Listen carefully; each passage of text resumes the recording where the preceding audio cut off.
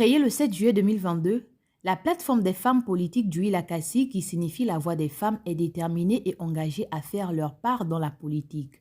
Après près de 2 ans d'existence et le vent du climat des élections qu'a connu le pays en 2023, d'Huila-Kassi veut se remettre au travail et mieux s'afficher.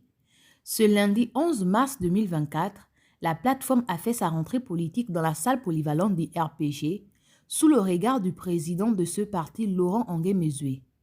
Cérémonie qui a permis à la coordinatrice générale dans son discours de faire le bilan des activités menées. Depuis notre installation, nous avons organisé 2 points de presse et des causeries dans le Grand Libreville avec des thématiques d'actualité telles que la vie chère, le manque de logements socio-économiques, les difficultés sanitaires, la route, etc.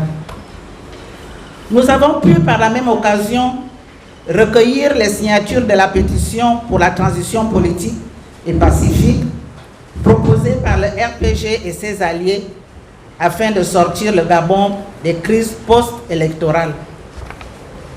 Une correspondance avait été adressée au président Macron pour lui exprimer notre inquiétude par rapport à la tenue des élections générales de 2023 et lui rappeler que notre pays ne peut se développer ni émerger sans la consolidation des principes démocratiques et l'état de droit.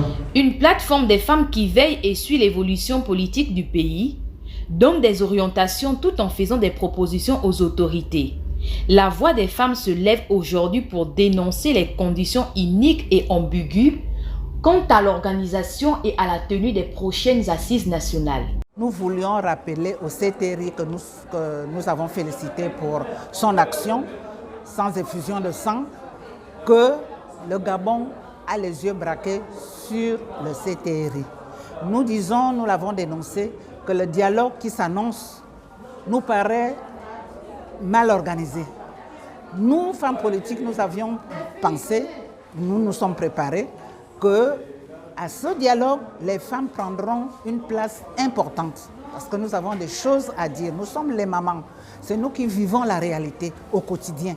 Selon les femmes de d'Huila-Kassi, la gente féminine est marginalisée dans le pouvoir de la transition. Surtout en cette période de transition, nous avons le sentiment d'être mises à l'écart.